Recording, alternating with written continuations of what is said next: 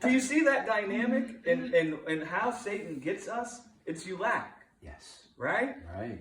And he presents us with the knowledge of why it is we lack. You notice how he did that, right? Yeah. He actually presented them with the knowledge of good and evil before they ate. Them eating it was them adopting it as their own. Yeah. Right? They were like, oh yeah, that's ours. Right? But he come and looked at their life and said, oh, you lack, man. Right? Yeah. And I was just thinking that they also, it just is the fact that we portray God as lacking as well. I mean, people say, well, look at all this terrible stuff going on. Yeah. Why can't God fix that? Right? What kind of God do you have that he doesn't go fix, some tragedy that occurred? Yeah. He has. Exactly. It's like in politics. You don't ever just come and say what you think. You create a narrative first, right, and then you say what you think. So you create a narrative, and then within that narrative, you come and say a thing, right? And so the premise of God lacking is completely wrong to begin with, because that premise would require that this life could actually give us, this world could actually give us life. It can't. Right. So that wouldn't actually be God fixing it. Right. Right? Yeah. And so God did fix it. He conquered death in the resurrection. He did. Right? Yes. He got it right to deliver our lives from being held by this world where death was and hiding our lives in Christ. Right? So he did fix it. Yes. Right? Right. But he didn't fix it in the terms of the way the world thinks. Sure. But that ain't a fix at all. Right? I hate to break it to people. If God come and gave you everything you think you wanted, the only reason why you want those things is because the world told you you need them to begin with. Who told you you need that? That's right. Who come and told you you needed that to begin with? I promise you it wasn't God who come and told you you needed that to have peace. Right. So who told us that to begin with? Oh, the world. Oh, you mean the world that hates man and wants to kill man? That world told us we needed that? Oh, well, maybe they told us that because they want to kill us. Yeah. Right? That's right. And so God's not confused by what the world says we need. Neither does he consider giving us what the world says we need as a fix. He says that's not the fix. The only fix is if I can deliver their lives from being held by the world. And if I can get it right to hide their life in me. That's the only fix. Right. And I'm not going to come and agree with their lie just because they think it's a fix. That's huge. Right? Yeah, and then right. we get bitter about it. Right? We throw a temper tantrum about it. We get all upset with God. That's right. Where's God? And we start cussing God. Where's God? All the while, man, God has actually fixed the fix that can't be unfixed. Right. And the only thing that is a fix. Yes. And he's all the time trying to tell us about the fix. Right. Right? Listen, man. Listen. Listen. You think that's a Mm-hmm. fix? That's not a fix. Man. That's death, man. Right? And he comes and persuades us of that. He gets it. But it's like the world tells us the same thing the devil told us. I promise you, everything we think that we don't have, that we think we need, just ask yourself one day, who told you you need that? Who told you you need that? Who told you there's something wrong that you don't have it? Who told you?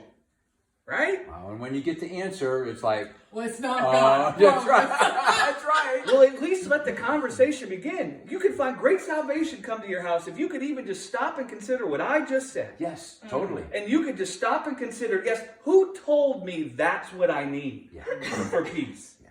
Where did that idea come from? And then you start engaging with God about that thought. Who told me? Right? Who told me? Right? Yeah. It's like, listen, man, this is what messes people up. Jesus came into the world. This messes people up. He came in the world, and he didn't look at anything the world could offer him as if it was the power unto peace or happiness or joy. Right. None of it. None of it. He didn't say, I don't have a wife. I don't have any kids. What am I going to do? I don't have a job.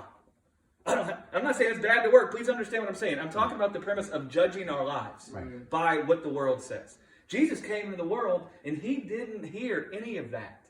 I mean, he heard it, but he didn't hear it, if you understand what I'm saying. He didn't believe It it. didn't impact him. No, he didn't. He understood. He heard the voice of the Father in his heart. Who told you, Jesus? Right? Who told you that you needed that? But listen, it looks good for food. Sure. I'm telling you, when I saw everybody dressed nice, and I saw they all got look how they like it when they dress like that. That looked good for food. It was like, if I can dress like that, that will be good. Yeah. If I can look like that, that will give me what I don't have. Then I can satisfy this emptiness I feel. That's a freaking lie. That's a freaking lie. And all the people you think you're trying to get acceptance from, especially like in high school, I realize it now, those people are all insecure in themselves. They go home every night and wonder what the hell's wrong with them. The ones that act all like, look at me, I got it all figured out, man, they're the ones that are most miserable when they go home at night. And now I'm looking to them and trying to impress them. Yeah. But they ain't even impressed with themselves. That's right.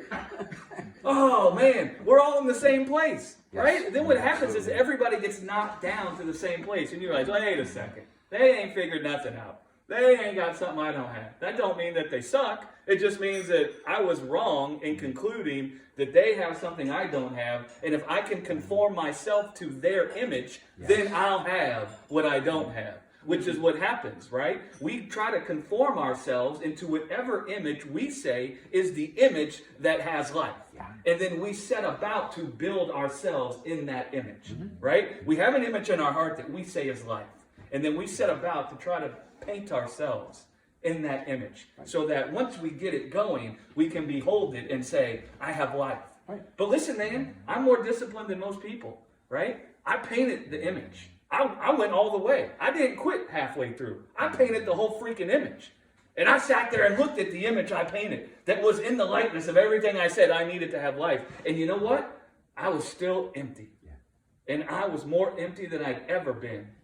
And it was because I had all the time been thinking, this image is what will fill me with life. And then I look at the image. You think you're going to get that sweet satisfaction, right? You think you're going to kick back and be like, oh, that's nice. And you kick back and you're like, I don't feel any different.